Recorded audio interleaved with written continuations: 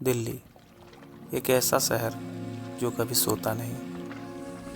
दिन में traffic, horn, भीड़, ऑफिस की रेस और रात में भी रोशनी, आवाज़ और भाग दौड़।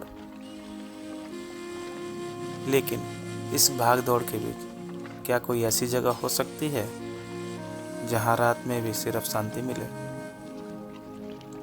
आज का सफ़र शुरू होता है नेहरू प्लेस मेट्रो स्टेशन से।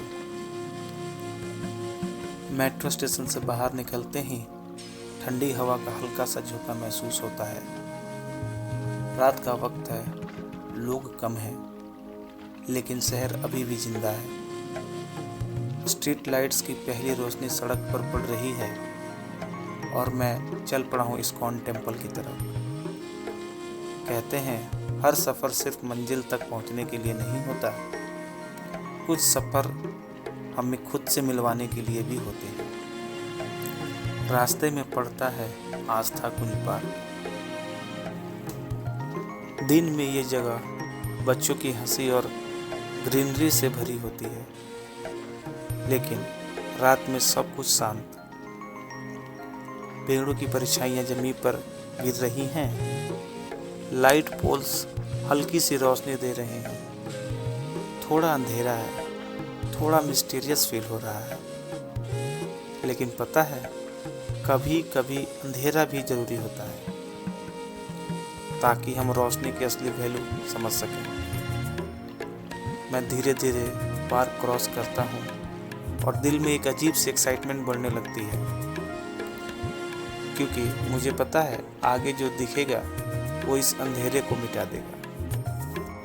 दूर से गोल्डन लाइट्स चमकती हुई नजर आती हैं। रात के अंधेरे में जब मंदिर रोशन होता है तो ऐसा लगता है जैसे शहर के बीच कोई अलग सी दुनिया। ऊपर का शिखर गोल्डन ग्लो में चमक रहा है। आर्किटेक्चर इतना सुंदर है कि नज़र हटाना मुश्किल हो जाता है। उस पल एक अजीब सी शांति महसूस होती है, जैसे शहर का शोर पीछे रह गया हो। जैसे मैं मंदिर के करीब पहुंचता हूं तो मुझे एक रथ दिखाई पड़ता है, जो कि प्रभु श्री जगन्नाथ धाम के रथ यात्रा जैसा लगता है। फिर थोड़ी दूर आगे जाते ही प्रसादों की दुकान दिखाई देती हैं, जो मंदिर के साइड में बनी हुई हैं। जैसे ही मैं सीढ़ियों के पास पहुंचता हूं, मेरे सामने खड़ा है इस्कॉन टेम्पल का मेन गेट। ये सिर्फ एक एंट्रेंस नहीं है, ये दो दुनियाओं के बीच की एक रेखा है। बाहर शहर का शोर, अंदर शांति का संसार। मेन गेट वाइड और सिमेट्रिकल डिजाइन में बना हुआ है। सफ़ेद और हल्का क्रीम टोन का स्टोन स्ट्रक्चर, जिसमें प्राचीन भारतीय टेम्पल आर्किटेक्चर की झलक मिलती है। मंदिर के साइड में फूलों की दुकानें हैं और गेट तक पहुंचने के लिए जो सीढ़ियां बनी हुई हैं वो मंदिर को और एलिवेटेड फील देती हैं।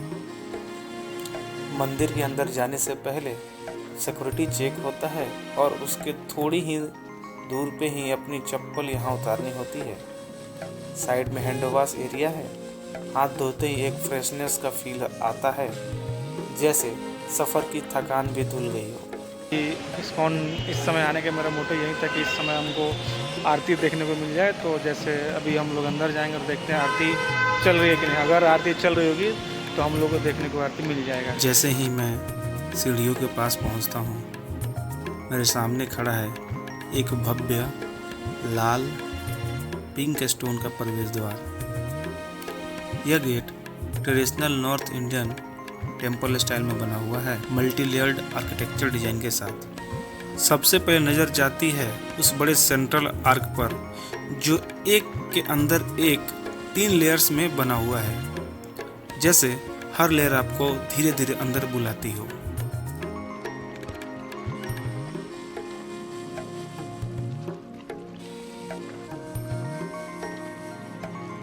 ये अंदर जो गोल्डन लाइट्स लगी हैं, ये स्पिरिचुअल फील को बढ़ाती हैं और आर्किटेक्चर को और भी रॉयल बना देती हैं।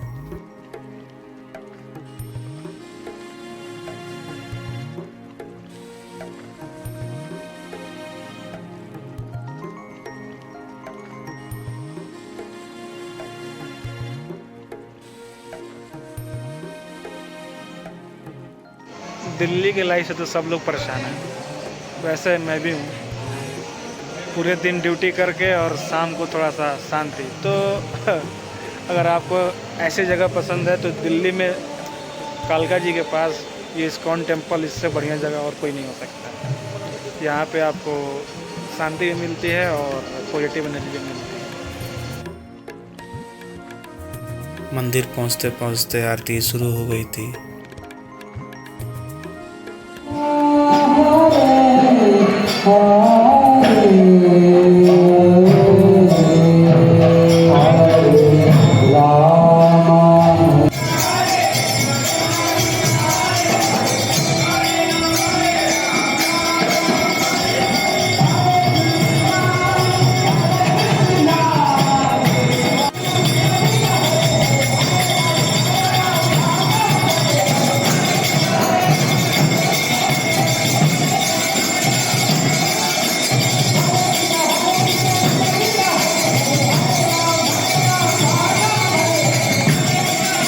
अंदर की लाइटिंग सॉफ्ट और वार्म होती है, ना ज़्यादा ब्राइट ना ज़्यादा डार्क, इसलिए मूर्तियों पर फोकस नेचुरली चला जाता है।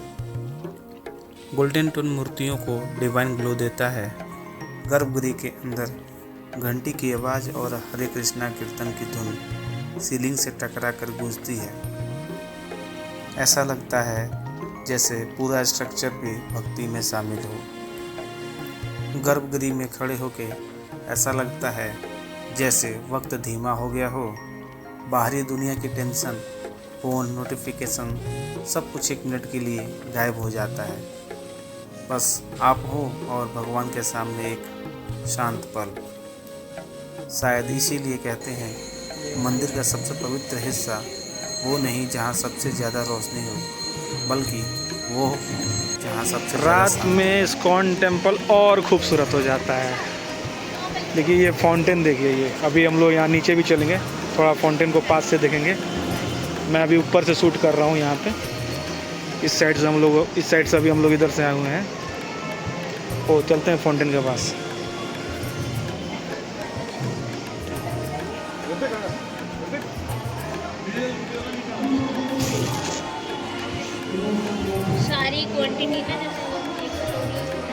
ये टेम्पल है और यहाँ से जस्ट नीचे फाउंटेन।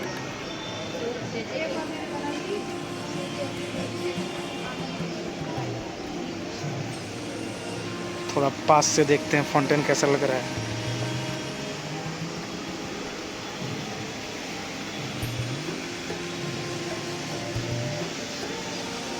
भाई इस समय ये भी सज रहा है।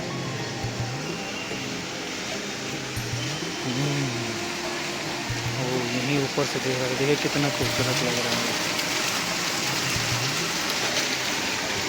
ओ शायद इधर भी जाने का रास्ता है। ये देखिए, ये अभी मैंने वहाँ से शूट किया हुआ था ऊपर से। ये देखिए भाई साहब, एक कालिया नाग के ऊपर भगवान श्री कृष्ण।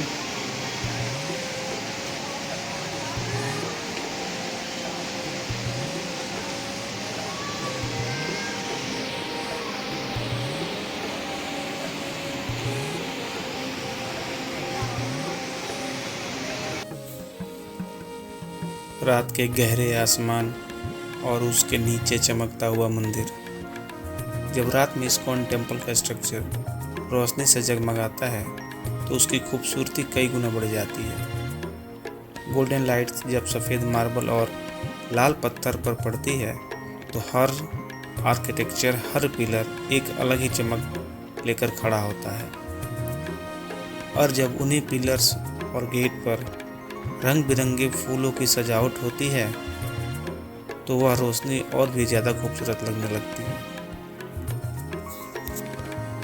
सच कहूँ, रात में फूलों से सजा हुआ और लाइट से रोशन मंदिर देखना सिर्फ देखना नहीं होता, वो एक महसूस करने वाला पल होता है। जैसे अंधेरा सिर्फ इसीलिए हो ताकि रोशनी और चमक सके।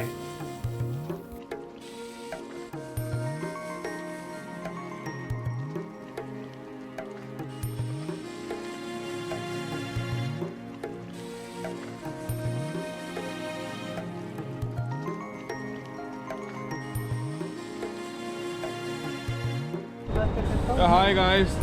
पूरे दिन ऑफिस करने के बाद आप मंदिर दर्शन करने आ सकते हैं, इस्कॉन टेम्पल आ सकते हैं। ये मेरा पहली बार था, मेरे को भी आइडिया नहीं था कि कहाँ पे क्या होगा। और लेकर आए हैं, इनके बस की नहीं था। कोई चाहिए होता है साथ में, आपके भी साथ में कोई हो जो थोड़ा गाइड करे, क्लब की जगह मंदिर लेके जाए। तो ये भाई साहब मुझे यहाँ लेके आए।